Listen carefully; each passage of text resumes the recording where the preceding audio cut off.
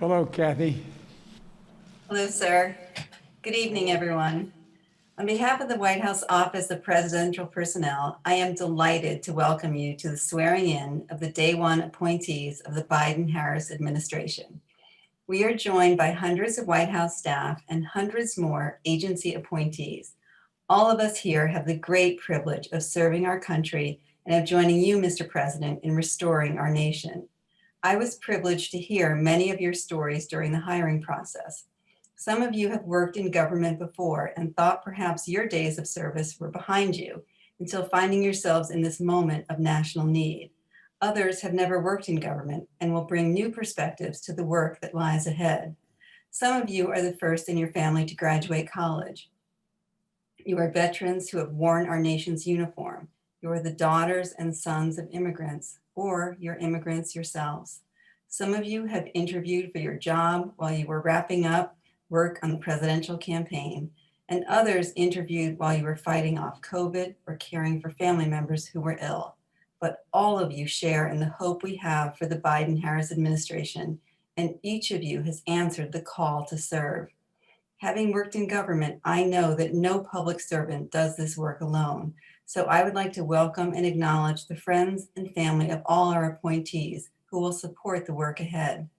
And now it is my honor and privilege to introduce a true public servant for whom I was so lucky to first work for more than 3 decades ago, who will administer the oath of office, the President of the United States. Mr. President.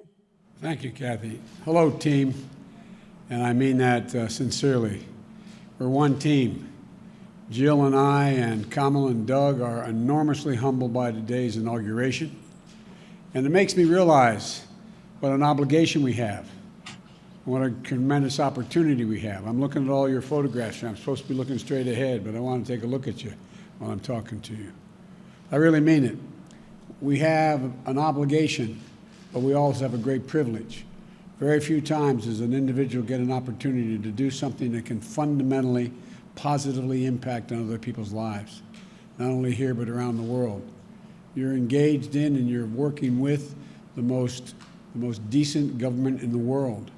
And we have to restore the soul of this country, and I'm counting on all of you to be part of that. And it's not hyperbole. The only thing I expect with absolute certitude is honesty and decency, the way you treat one another, the way you treat the people you deal with. And I mean that sincerely. Remember, people don't work for us. We work for the people. I work for the people. They pay my salary. They pay your salary. They put their faith in you. I put my faith in you. And so we have an obligation. We ran on a promise that this administration would look like America looks. That taps into the best of our nation, that opens doors and includes a full range of talents we have in all our people. And that meant asking you and your families to serve. We're honored that you accepted the call. And I'm not being solicitous when I say this. We owe your families. We owe your families. Because those of you working in the White House, those who will be here, those of you working in other agencies, you're going to work like the devil. We all do. We put in long hours. And it shouldn't be something that you should do unless you really care about it a great deal. You know, there have been few moments in our history, in my view, when our nation has been more tested than we are now. Few when public service will matter more, when it will matter more.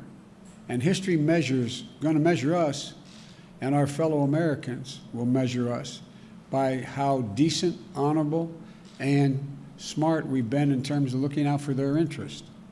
You know, to contain a pandemic, to administer a vaccine, it's going to be the most consequential logistical thing that's ever been done in the United States.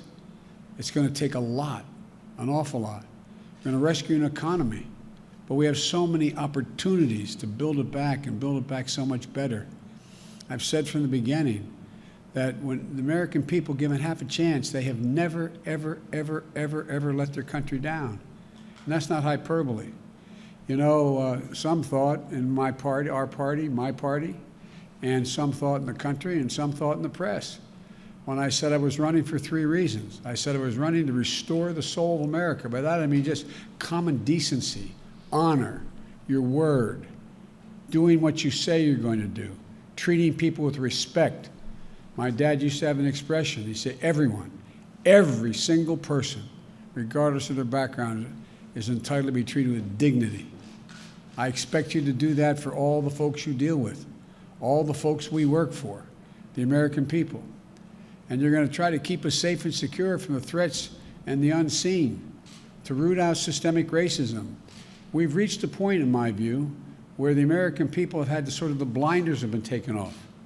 They've been taken off and realized, they didn't realize before, just how much systemic racism still exists, because they didn't live in circumstances where they were with large minority populations, whatever the background was. And all of a sudden, they see what happened to George Floyd, with his nose being pushed up against the curb, suffocated to death and murdered. And they said, my God, that really happens. It's because the technology has changed. The young man had the courage to stand there for 8 minutes and 44 seconds and take that picture. And the whole world responded. The whole world responded. We have a chance. We have a chance to change things. For the reason I got involved in politics when I was a kid at 26 years old, running for local office to try to change redlining. I really mean it. So you shouldn't be doing this unless you feel it. I always say a simple proposition. I trust people more who the idea and the concern starts in their gut, goes to their heart, and is able to articulate it by a good brain, rather than the person who thinks of it intellectually but never feels it. The people you can count on are the ones that starts from the gut, works their way to the heart, and have the intellectual capacity to do what needs to be done. And so, folks, we have a lot going on. We have a lot of opportunities. We can meet this existential threat of climate change. I really believe it. Again, the world has figured out, the United States has figured out, whoa, it makes a gigantic difference. Makes a gigantic difference, these unseen threats, air you can't breathe, living on fence-line communities and the like. So much more we can do. We have such an awful lot to do, but I know you. I know your heart, your dedication, your commitment to this nation. And I know you can do it, and we're going to do it by leading with one core American value: humility and trust, collegiality, diversity, competency, and family. And I want to thank your families for the sacrifices. But I'm not joking when I say this. If you're ever working with me and I hear you treat another colleague with disrespect, talk down to someone, I promise you I will fire you on the spot. On the spot. No ifs, ands, or buts. Everybody is entitled to be treated with decency and dignity. That's been missing in a big way the last 4 years. Kathy's gone through all your backgrounds, talked to me about you. I'm confident you have the capacity to do it. We're going to be judged. We're going to be judged whether or not we restored the integrity and the competency of this government. I need your help badly. Last thing I'll say, I'm going to make mistakes. I'm going to make mistakes. When I make them, I'll acknowledge them, and I'll tell you. And I'll need your help to help me correct them. We're not going to walk away. We're going to take responsibility. That's what we do. That's what you do. That's what so many of you have done throughout your career, and I expect you to do it again. So I'm happy we're starting, happy to join all of you. There's almost 1,000 of you on this call, and your families. So thank you very much. That in this nation, everyone, and I mean everyone, is given an opportunity. And those, that's who we are as a country. And that's who we've always been thought to be. I was asked a long time ago when I was with Xi Jinping, and I was on the Tibetan plateau with him. And he asked me in a private dinner, he and I, and we each had an interpreter. He said, can you define America for me? And I said, yes, and I meant it. I said, I can do it in one word, possibilities. Possibilities. We believe anything's possible if we set our mind to it. Unlike any other country in the world, possibilities. You're my possibilities. You're the way we're going to get this done. I'm honored to now administer the oath of office to each of you. And if you will, raise your right hand and repeat after me.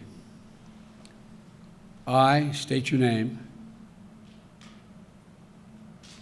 Do solemnly swear that I will support and defend the Constitution of the United States against all enemies, foreign and domestic, that I will bear true faith and allegiance to the same, that I take this obligation freely without any mental reservation or purpose of evasion, and that I will well and faithfully discharge the duties of the office on which I am about to enter. So help me God.